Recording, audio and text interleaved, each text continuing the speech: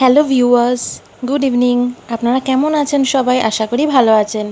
আপনারা যদি গরমের সবজি খেয়ে খেয়ে মুখটা পচে গেছে তাহলে সয়াবিনের এই রেসিপিটা একবার ট্রাই করে দেখুন। এর সামনে যদি মাছ, মাংস, ডিমেরও কোনো রেসিপি রাখা হয় তাহলে সেটাও কিন্তু ফ্যাকাশে লাগবে। আর মোর ওভার এই সয়াবিনের তরকারি কিন্তু ভীষণই নিউট্রিশাস আর হেলদিও।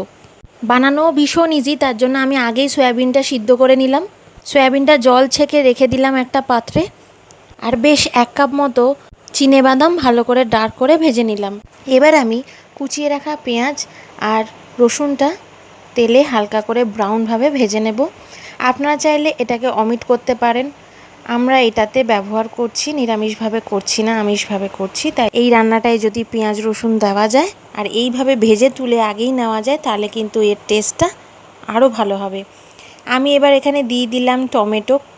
এবার ভালো করে পেঁয়াজ, রসুন আর টমেটোটা বেশ কিছুক্ষণ গোল্ডেন ব্রাউন হওয়া অবধি কিন্তু আমি ভেজে যাব। কাঁচা থাকলে কিন্তু একদম টেস্টটা অন্যরকমই হয়ে যায়। আমার এই পেঁয়াজ, রসুন আর টমেটো ভাজা হয়ে গেছে।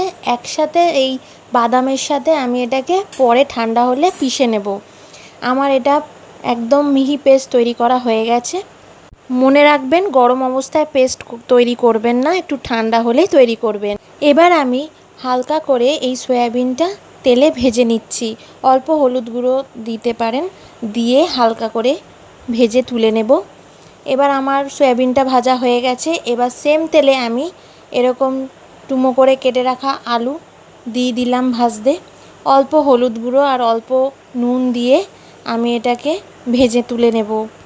এই আলুর সাইজটা আমি ঠিক ওই সয়াবিনের সাইজ অনুসারে কেটেছি। আপনারা চাইলে এটাকে আপনারা যেরকম সাইজ চাইছেন সেরকমভাবে কাটতে পারেন। আর এটাকে আমি ডিপ ফ্রাই করিনি, একদম হালকা শ্যালো ফ্রাই করেছি। আর শ্যালো ফ্রাই করা হয়ে গেছে, আমি এবার একটা পাত্রে তুলে নিচ্ছি। এবার কড়াইতে আবার অল্প একটু তেল অ্যাড করে ফোড়নে আমি দিয়ে দিচ্ছি 3টে শুকনো লঙ্কা, অল্প সাদা জিরে, 2টো তেজপাতা আর অল্প লবঙ্গ আর এলাচ। এবার বেশ কিছুক্ষণ আমি এটাকে ফ্রাই করছি। ভালো ফোড়ন থেকে গন্ধ বেরিয়ে এলেই এই পর্যায়ে আমি কিন্তু যে পেস্টটা তৈরি করে রেখেছিলাম সেটা অ্যাড করে দিচ্ছি। পেস্টটা তৈরি করার সময় কিন্তু অল্প জল অ্যাড করে নেবেন। এমনভাবে ভাজবেন যাতে পেস্টটা যাতে জ্বলে না যায়। কড়াইতে অনেক সময় লেগে গেলেও কন্টিনিউয়াসলি আমাদের পেস্টটাকে নাড়িয়ে চাড়িয়ে যেতে হবে। আমি অ্যাড করলাম অল্প 1 চামচ মতো জিরে গুঁড়ো আর কাশ্মীরি লঙ্কার গুঁড়ো, সেটা ওই আধা চামচ মতোই দিয়েছি। একদম মিডিয়াম আঁচে আমি এটাকে রান্না করে নিচ্ছি। মশলাটা কিন্তু খুব ভালো করে সব কিছুর সাথে মিক্স হয়ে গেছে। এই মশলাটা কিন্তু আমি 3 মিনিট মতো কষিয়ে নিয়েছি। এই পর্যায়ে এবার দিয়ে দেবো অল্প উষ্ণ গরম জল, কারণ কড়াইতে লেগে যাওয়ার একটা চান্স আছে। এবার আমি ভালো করে কষিয়ে নিচ্ছি আরও কিছুক্ষণ। এই রান্নাটা কিন্তু ভীষণই প্রোটিন রিচ একটা রান্না। সয়াবিনে ভীষণই ফাইবার থাকে, নিউট্রিশাস। এই পর্যায়ে আমি দিয়ে দিলাম অল্প কাশ্মীরি লঙ্কার গুঁড়ো আর একটু নাড়িয়ে চাড়িয়ে কিছুক্ষণ দিয়ে দিলাম ভেজে রাখা আলু আর সয়াবিনটা।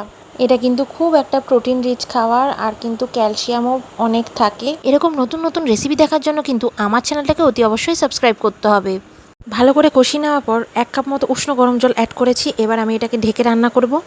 7 মিনিট মতো ঢেকে রান্না করার পর সব নরম হয়ে গেছে। নুন মিষ্টি চেক করে নিয়ে নামানোর আগে গরম মশলা আর ধনেপাতা দিয়ে নামিয়ে নেবেন।